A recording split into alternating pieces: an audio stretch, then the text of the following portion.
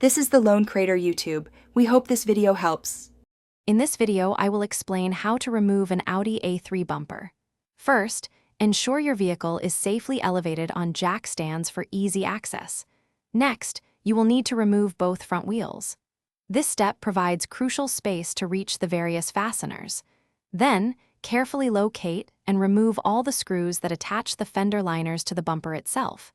Take your time to find everyone. Now, move to the underside of the car.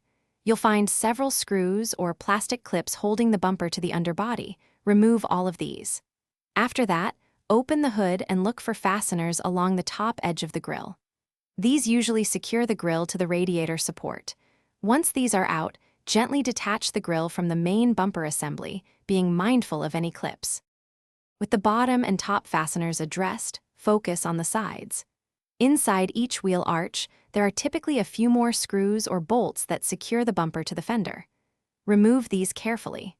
Also, double-check for any hidden clips or screws that might be behind the fender liner, especially near the headlight area.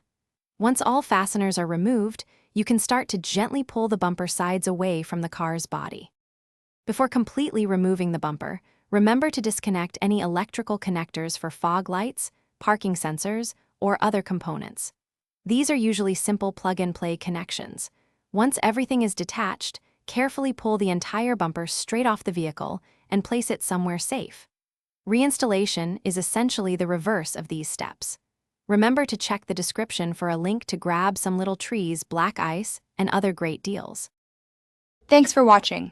Consider subscribing if we helped you.